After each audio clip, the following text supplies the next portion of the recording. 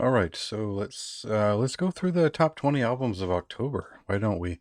Um, as always, I sort of start with the first one, just because I'm like that. But the preamble is these are personal selections. There are personal thoughts all over this thing. I personally took that picture. I personally put out that album that I'm promoting. It's not.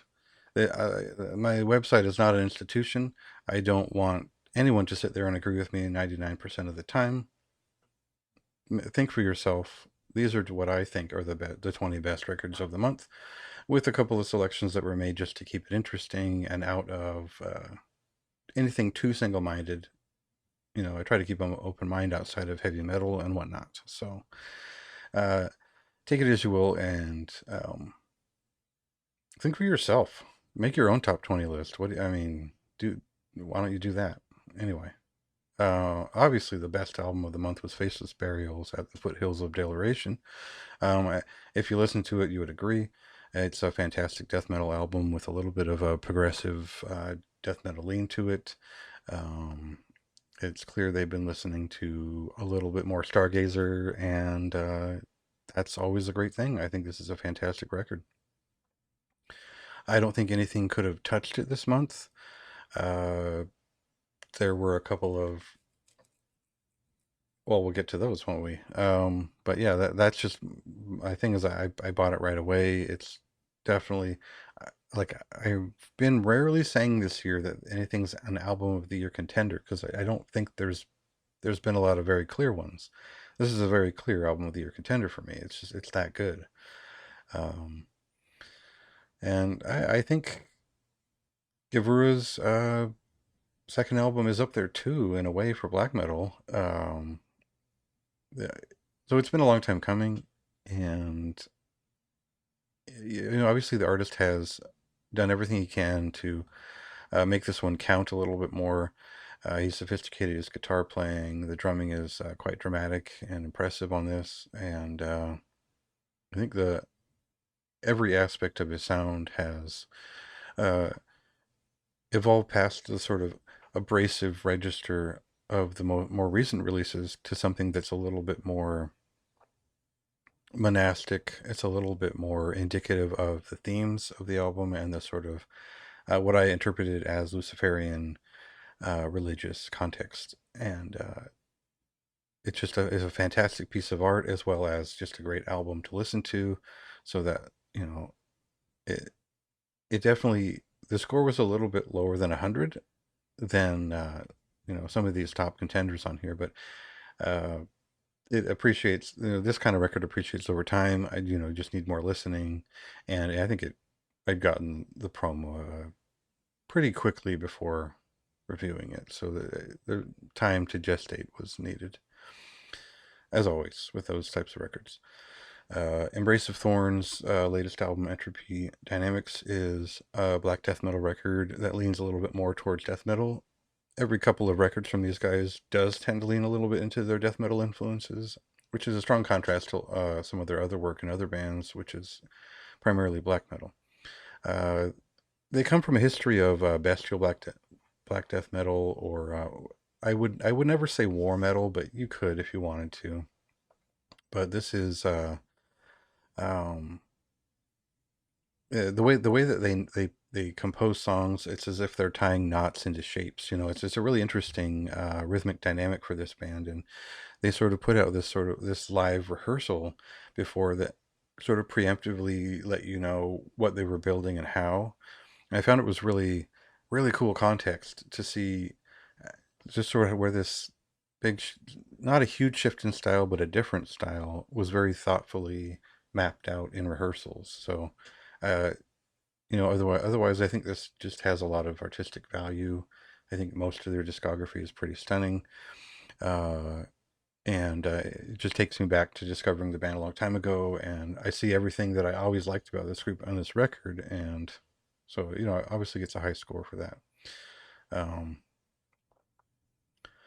I was maybe more impressed than some when Vorpid put out Mind several years ago, their debut full length, and even though I saw a lot of the progressive metal inclinations in their music, I never didn't really expect them to go so heavily 50-50 on the technical thrash metal and the progressive, modern progressive metal angle.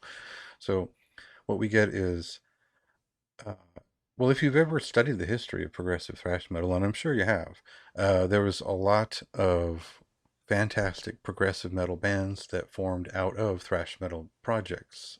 And I don't know. You could. I'm not saying that this sounds like Psychotic Waltz or whatever, but there is sort of a modern Scandinavian progressive rock and metal side to this record, while there's also a very successful sort of technical thrash metal space opera going on there too. This is more of a spiritual, metaphysical journey. But if you're a fan of Vector and Leprous, that's sort of my way of letting you know where both worlds come from. This is a great record.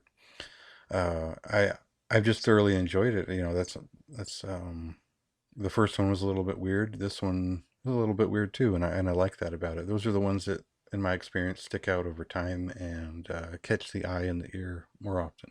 So, um, I don't know how to pronounce this band's name. I would assume Jord Faust, Avstoft.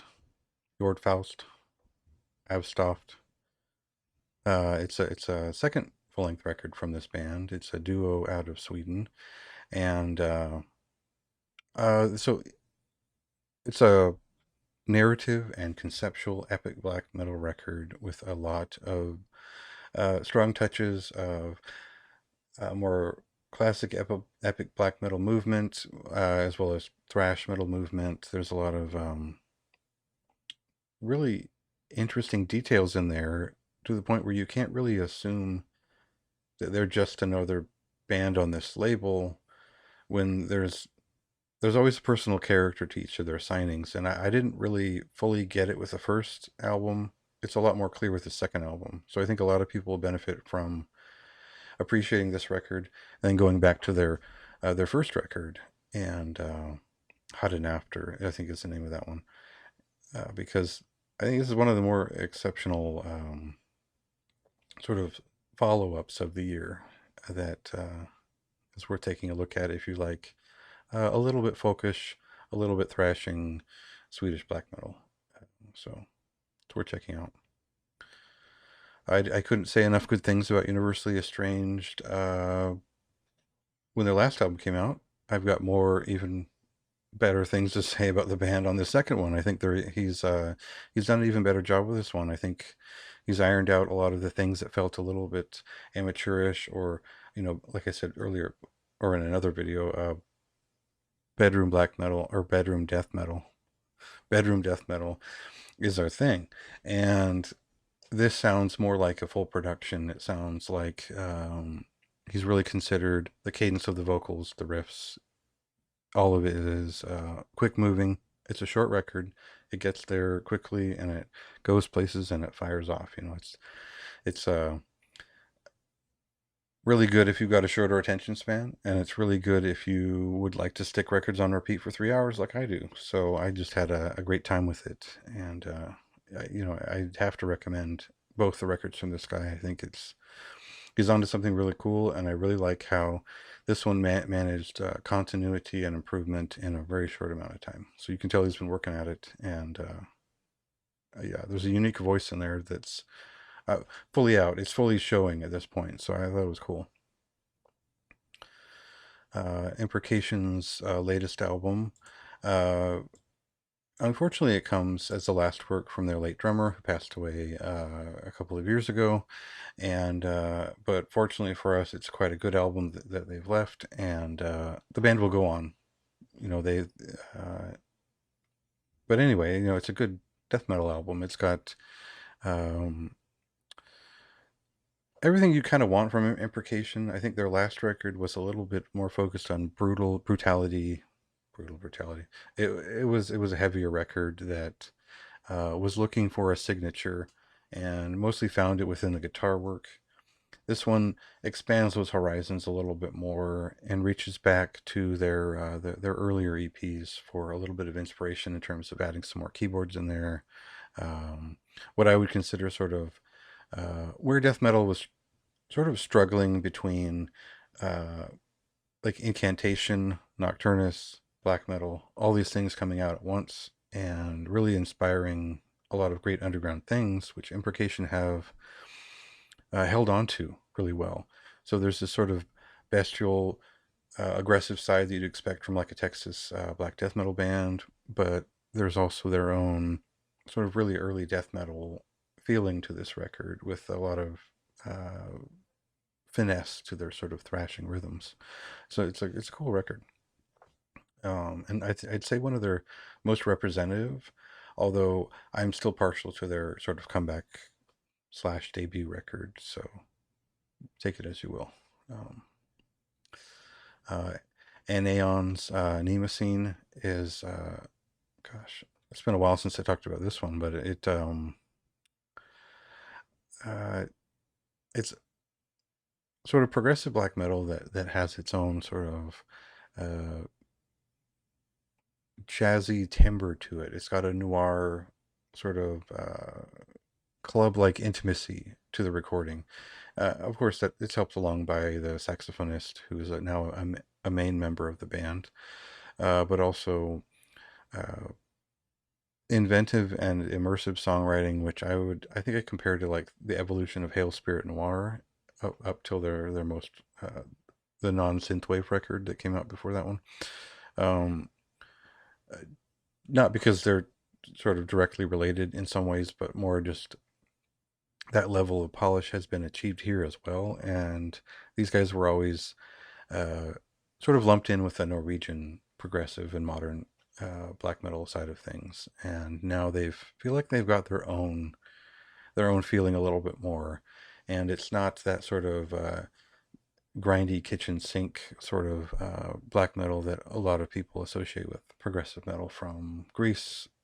I was always a big fan of Transcending Bizarre.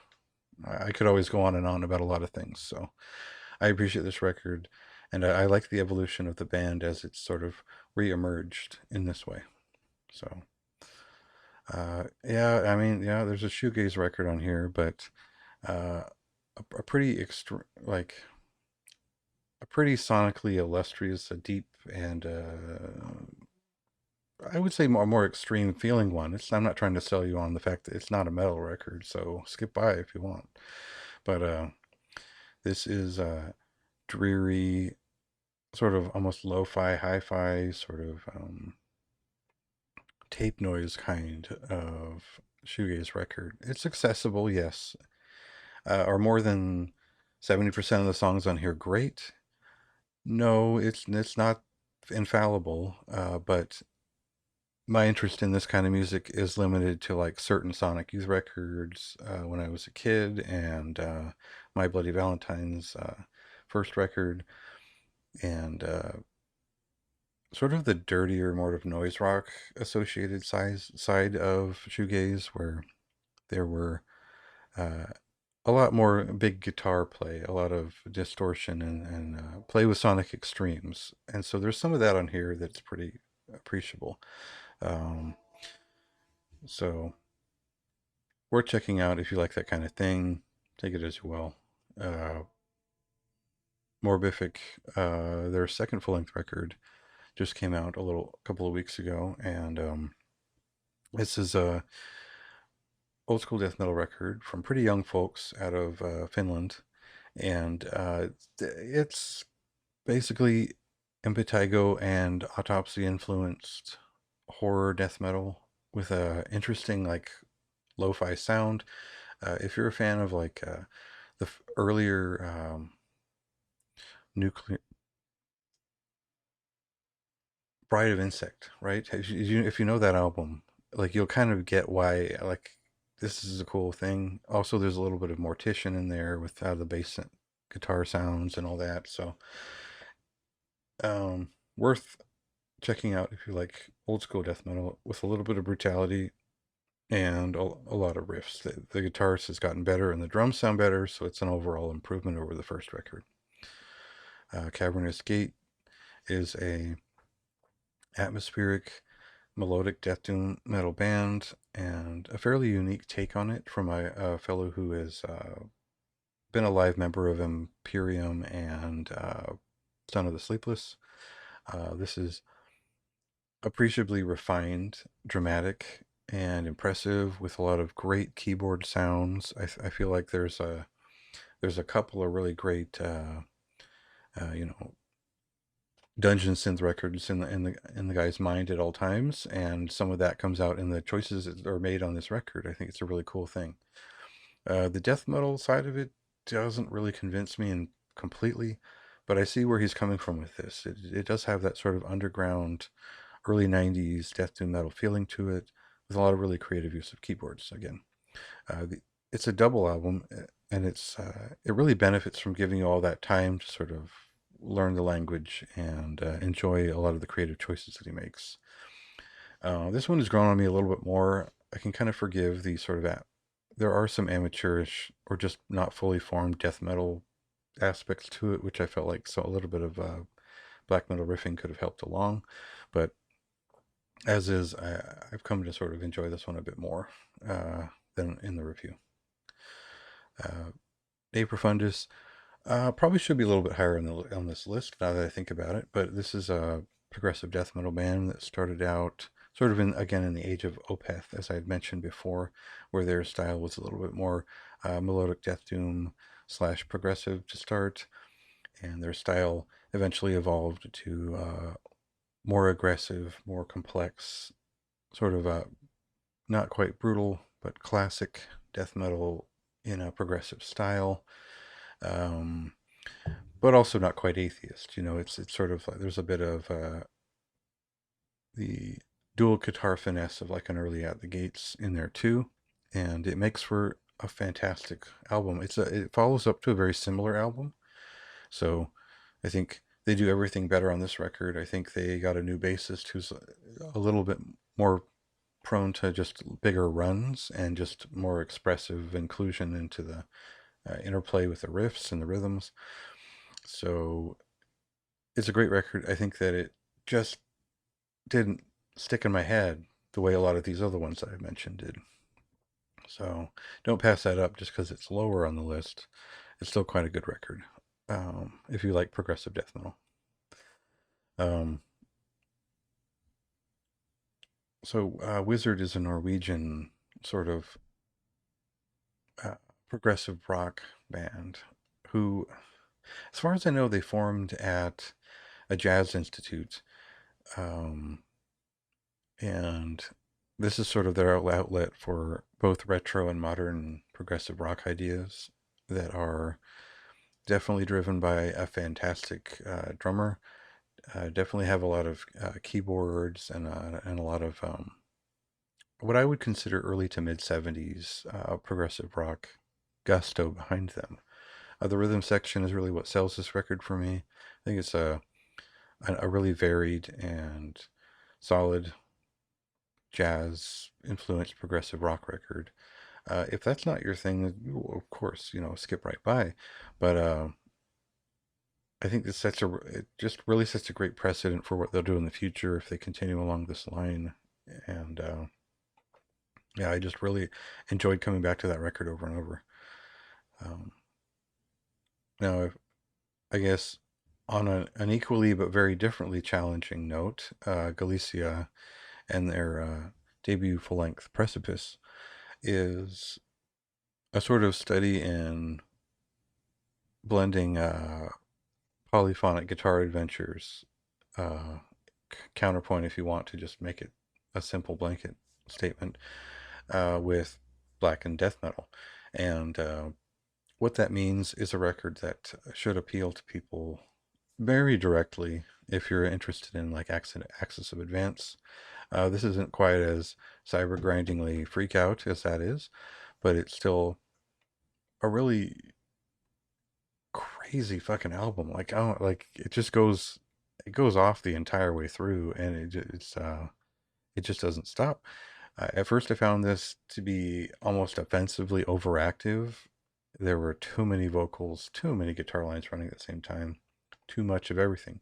But I came to appreciate how much was going on, and it does all come together. It's just the first couple of songs are there to challenge you, and the rest of it uses that language to create what is essentially melodic music. So it's like a amateur sophistication, if that makes sense. There's a lot of promise to this, but there's also just some value to letting it freak out in front of you and sort of figure out exactly what it is you're experiencing. So I enjoyed it, and I think it's worth kind of heartily recommending to more people because this type of music just generally leads to people or listeners that are more willing to be challenged by music and not just appeased by it. I think it's important. Um, so then at this point, we're going to get to several records that are influenced by Abzu, and by my measure, Galicia was one of them. Exordia Moors is another one of them. I think you could generally compare their sound to uh, sort of a certain era, post 1999 Absu era, and also a little bit of Angel Corpse too. They've they're dual guitar sort of songwriters. They definitely have upped the ante here in terms of just sheer riffs and more expository performances. Just sort of there's a there's a story behind these songs and a meaning behind these songs, and you sort of get that more and more as you listen closely. And they pour a lot more work into these pieces over the course of the album, and it becomes pretty impressive. It's definitely a riff record. It's a nonstop black thrash record at heart, but there is some death metal in there too. And I just think it's uh, the sort of thing that I really enjoy, that I know that isn't insanely popular, and it never really was. Like, if you know who Summon US is, you probably would appreciate this record. I don't know how many people know who Summon are, so not the Portuguese one. Uh, Deva, I have similar things to say about Deva, just because it is a black thrash metal record of a certain style, and there are influences from, like Terra in there, as there was in the previous record that I mentioned. I think this one stands out for just the sheer quality of what they're doing. I think, some of the songwriting is pretty plain in the middle of this record, but the whole spectacle of it and how listenable it is and just an enjoyable uh, experience to pick up, uh, it kind of it's easier to recommend than the two things in front of it, even though there are a lot of similarities between certain aspects, you know. So this one stood out, but I just didn't find myself coming back to it more than in that moment of hype, where I kept listening to it, and then I just sort of fell off. So there wasn't really that oh, hey, keep going, pick it back up sort of feeling with this record. So that's just the way it goes sometimes. A similar reaction to Abyssic. I think this record really captivated me and showed me all it had within the space of like 20 listens, and I was really into this record uh, towards the end of the month, and then it just sort of dropped off for me. But what it is still pretty remarkable. And what I would suggest is going back and listening to the first two Abyssic records first, and get a sense of how they were mixing uh, classical music sort of score soundtrack feeling with the bombast of funeral doom and black metal and death metal. So there's a lot to take away from that. It's the important thing with this record is that they've honed in on something a little bit more accessible and readable to the average listener, which is based a little bit more in the symphonic black metal realm where they really shine, but also gives you that adventure of funeral doom that's a little bit more active. Like if you like a band like Mournful Congregation, you're going to get a lot of that cadence, the value of cadence in a long form piece. But these are shorter songs and pretty easy to approach.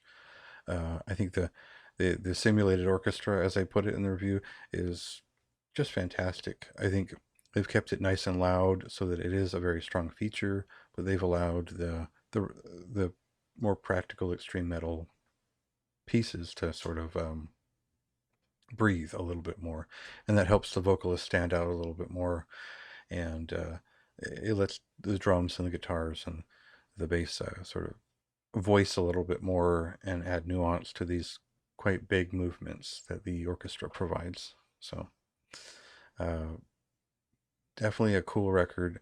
I think I just sort of overplayed it at one point and was ready to move on. So um, Witchblade is sort of in that late 70s, early 80s heavy metal, sort of thing. Not necessarily full on new wave of British heavy metal, but more or less. There's some older Priest in there, and there's a little bit of Thin Lizzy in some of the songs and the dual guitar interplay and the way they harmonize. I compared it to early Quartz and Angel Witch to some degree. You're in a good place if I'm doing that. And it's just it's a catchy, great sounding, organic feeling heavy metal record. So with some rock in there. So the kind of thing you'd expect from me if you kind of follow what I like about classic heavy metal. Um, I just like a little bit of 70s in there where, before we get to the coked out gloss of the early 80s and Ozzy and all that shit. Omega Vortex and Pius Levis split is a pretty impressive one. Everything Omega Vortex has put out, I've been a huge fan of, and this is no exception.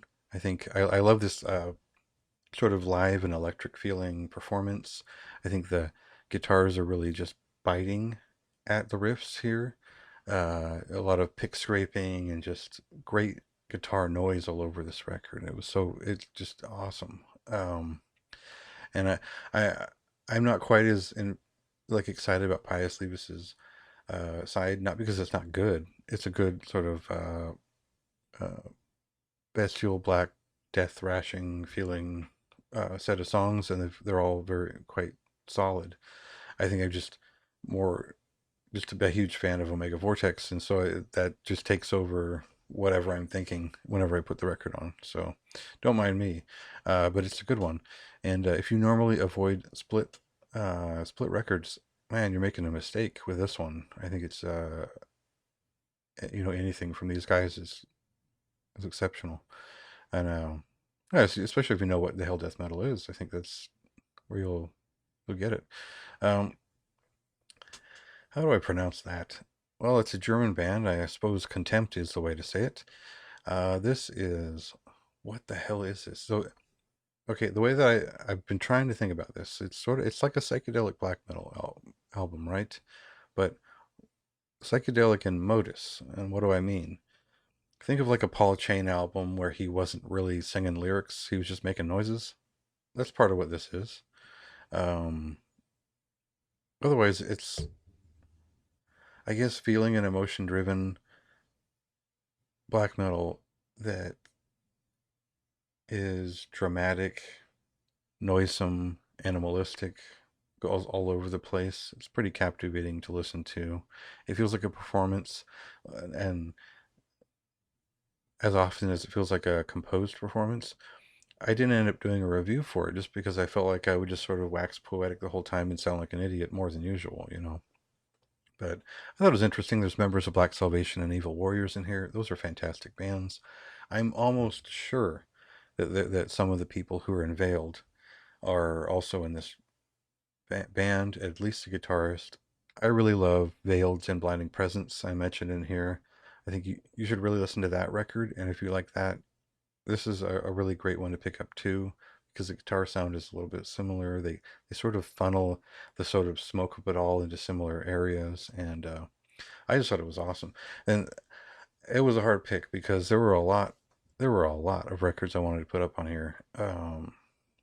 You know, uh, what I think Rip to Shreds is pretty essential from this list. I think Spell is cool if you are really kind of on that 80s metal kind of kick, like a lot of people are. Obviously, bands like Worm will always trend. You kind of already got the point. I didn't need to mention that stuff. And the one thing you might have missed is maybe like Vacuous's record. I kind of wanted to include that because it's great. Uh, so check out the honorable mentions.